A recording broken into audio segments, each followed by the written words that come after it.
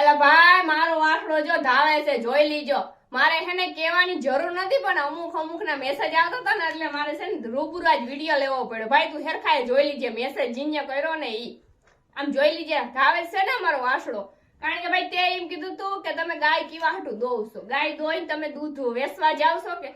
તો ભાઈ તને ખબર ના હોય ને તો હું કહી દઉં કે આ વાસડું હોય ને ખાલી 2 આસર જ ધાવી શકે, એની માનું આખું દૂધ ના પી શકે. એટલી તને ખબર ના હોય ને તો કહી દઉં. અને અમારો વાસડો છે ને 2 આસર પી જાય છે.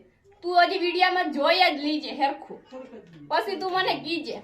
અને હું હે ને કોઈ દી કોઈને આડાવાળી કમેન્ટ આવતી હોય તો હું કોઈને ના કહું. અને તે મારી ગાય વિશે કીધું ને એટલે મારે ખાસ સ્પેશિયલ તારા માટે વિડીયો બનાવવો પડ્યો કે તું જોઈ લે. તે એમ કીધું તું ને કે તમારું દૂધ તમારા છોકરા માટે હોય તો એનું દૂધ એના છોકરા માટે હોય, તો તું જોઈ લે પેલા કે ધાવે જ છે.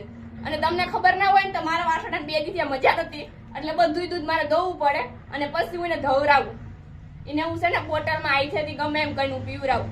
તમને ખબર ના હોય ને તો પેલા હે ને જાણી લીજે કે પારું 2 દિન હોય ને એને ધાવતા ના આવડતું હોય અને એને આઈથેથી દૂધ પીવરાવીને મોટો કેમ કરવો ને એ જે ઢોર હાસવતા હોય ને એને ખબર જ હોય. એટલે ભાઈ તું કમેન્ટ કરતો હોય તો કઈ વાંધો નહીં, પણ મારી ગાય વિશે કોઈથી કમેન્ટ ના કરતો, સમજી ગયો? તું મને ગમે એમ કે મને કઈ વાંધો નહીં, બાકી મારી ગાય વિશે અને એના પારું વિશે કઈ ના કહેતો.